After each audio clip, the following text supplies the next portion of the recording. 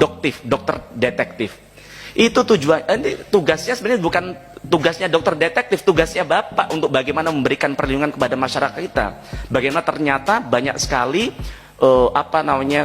toko-toko kosmetik yang itu mereka selebgram, termasuk namanya Sela Soukia, termasuk kemudian ada namanya Deviena yang mereka dengan melakukan jualan melalui media sosial yang ternyata overpromise, yang ternyata setelah diteliti oleh namanya dokter detektif tadi, klaimnya tidak sama dengan kandungan sebenarnya. Misalnya yang katanya di situ Sela Soukia bilang retinolnya 1%, ternyata dicek hanya 0,0054. Nah ini kan menyalahi aturan, Pak. Kalau perlu, kalau yang begini-begini yang sudah jelas begini, Pak, Bapak tindak lanjuti, Bapak laporkan, Pak, ke penegak hukum, Pak, agar mereka tidak bisa membodai rakyat terus-terusan begitu, dan berbahaya loh, Pak, kemudian bagi kesehatan masyarakat begitu. Ya, sampai dibahas di rapat DPR RI ya. Jadi Pak Anamukti ini membahas tentang perskincare Indonesia yang memang katanya kan sedang tidak baik-baik saja, menyangkut nama SS juga di dalamnya ya. Disebutkan bahwa memang ada kandungan yang overclaim gitu ya dari awal penjualannya gitu, dari cara penjualannya gitu. Jadi tidak sesuai dengan apa yang ditawarkan, kemudian isi atau ingredients dari produknya sendiri gitu.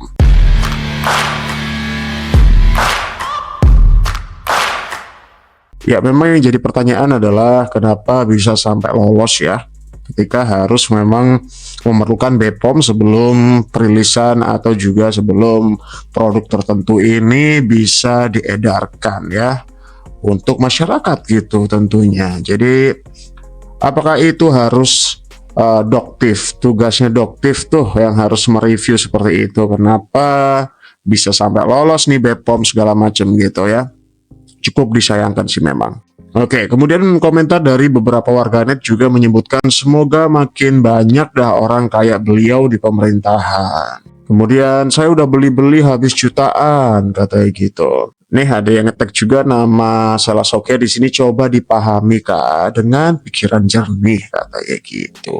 Nah, mencuatnya kabar tentang penistaan agama beberapa waktu lalu ini ternyata meluas sampai membawa produk dari Sela Soukia ini yang dituduh overclaim dan mengandung bahan berbahaya. Walaupun si ownernya sendiri yaitu SS menyatakan bahwa dia sudah berbenah ya. Sela Soukia sendiri menyatakan bahwa produk yang dimaksud adalah produk lama dan dia sudah menarik produk tersebut ketika itu karena sudah mendapatkan teguran sebelumnya, sehingga produk-produk yang diedarkan sekarang adalah produk-produk yang sesuai dengan ingredientsnya atau tidak overclaim gitu ya.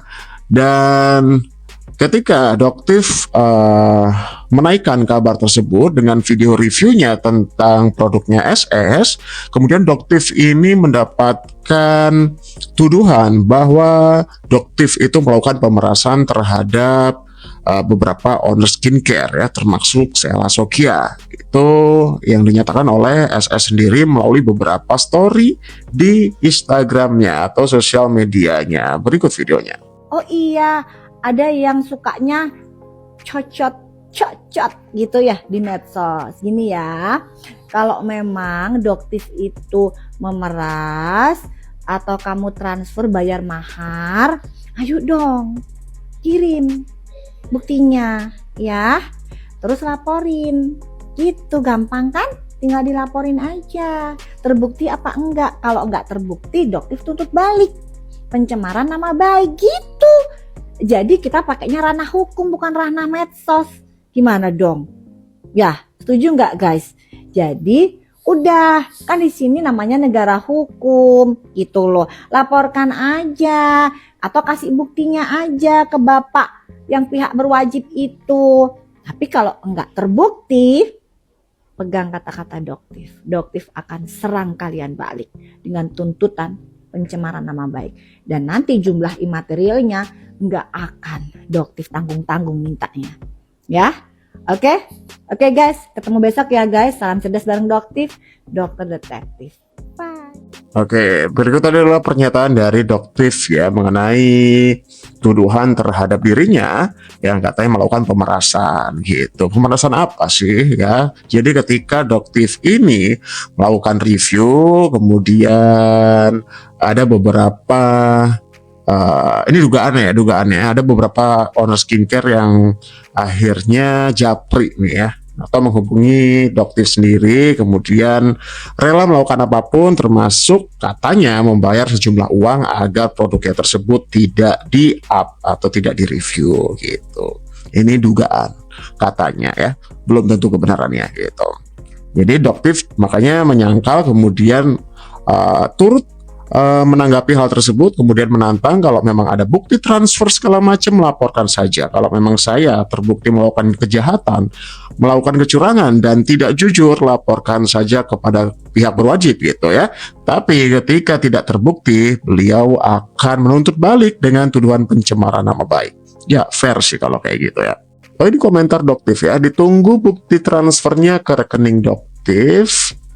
Mau nolongin malah dibilang meras. Yang ngotot ngajakin ketemu juga siapa? Ditolak kok jadi tantrum, katanya gitu. Dan dari postingan ini juga turut mengundang reaksi warganet nih. Saya sudah berhenti mengikuti dia dan adiknya di IG karena sudah melecehkan agama saya sebagai orang muslim. Saya sedih dan kecewa sekali. Saya tipe yang nggak pernah komen, tapi kali ini saya akan membela agama saya. Dia apa nggak mikir dosa besar ya? Dan saya sedih kenapa dia masih sebut nama Allah. Semoga hukum bisa adil menghukum dia. Kawal terus ya teman-teman Indonesiaku, kayak gitu. Oke, jadi sebenarnya itu Doktif itu siapa sih? Jadi dari artikel ini menyebutkan dokter detektif adalah pemilik Amira Estetik Clinic ya, yang memiliki gelar dokter ya, Ajin Komisaris Polisi AKP, dan diploma atau ya American Academy of Aesthetic Medicine ya. Bernama asli Dr. Amira apa tuh? Farahnas ya. Oke, bahkan informasi klinik segala macam ya di sini juga tertulis dengan sangat jelas gitu. Jadi benar-benar dokter sih ya, bukan dokter abal-abal. Postingan artikel tadi itu juga turut menuai banyak pertanyaan dari warganet. Masa dia Ajun Komisaris Polisi katanya? Pantas ya gitu. Nah, AKP itu adalah analisis kesehatan profesional, sedangkan DIPL adalah diploma bidang spesialis ya. Kemudian American ya AM tadi itu of Aesthetic Combination.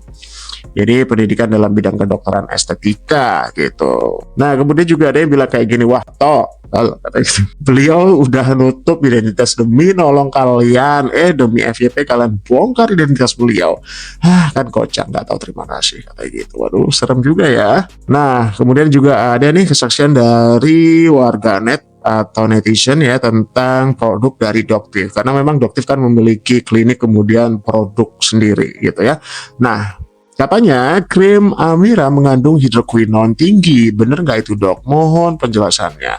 Bantu jawab ya kak. Katanya hidroquinone itu boleh kak dipakai asal sesuai resep dokter dan face to face sama dokter alias tidak beli online. Ya sesuai kasus masing-masing dari pasiennya ya. Tergantung kondisi dari kulitnya masing-masing. Dan itu pun dipakai tidak jangka panjang. Ya untuk kondisi tertentu gitu. Tapi dengan pengawasan dokter, bukan racikan yang sudah jadi kemudian diedarkan begitu saja. Kan kondisi kulit masing-masing dari konsumen, pasien atau pembeli itu pasti kan beda-beda gitu. Dan berikut ini adalah bukti chat yang disebar oleh Sela Sokya sendiri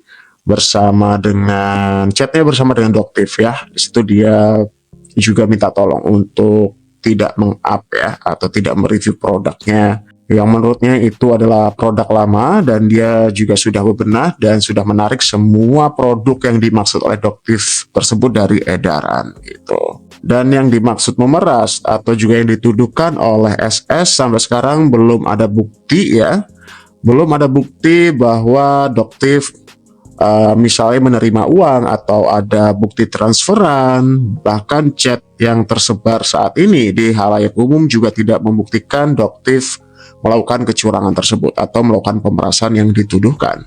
Dan ternyata postingan atau juga video dari Pak Anam ketika membahas tentang kosmetik ya di rapat DPR RI juga diupload, juga dinotis oleh Selasokia tuh di situ. Kemudian Selasokia malah menilai bahwa nama DPR dimanfaatkan untuk meras brand owner juga katanya. Wah, kenapa serba memeras kalau memang kenyataannya yang perlu dibahas adalah tentang skincare ya, bukan soal peras memeras gitu. Kalau misalkan produk yang dimaksud oleh beberapa oknum ini termasuk Pak Anam atau Doktif yang memang katanya mengandung bahan berbahaya tersebut dan tidak terbukti, harusnya santai saja dan harusnya tidak ada kata pemerasan gitu ya.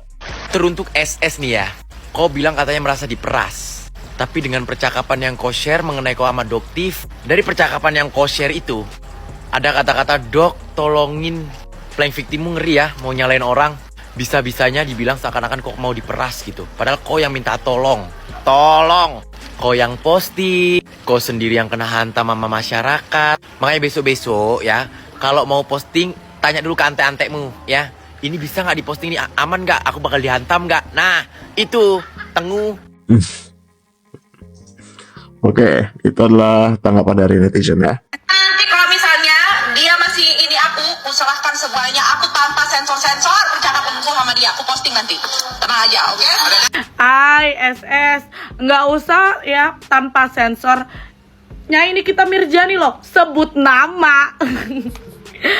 Jadi kalau kamu merasa benar, merasa ya dirugikan brand atau dirimu, polisi 24 jam itu bisa ngelapor. Terus yang kedua, nggak usah takut, posting aja, nggak usah nanti kalau dia berulah lagi bakal aku posting tanpa sensor. Ih, kurang nyali gitu. Oke deh, itu sedikit update untuk dunia perskincarean saat ini yang masih belum membaik nih ya.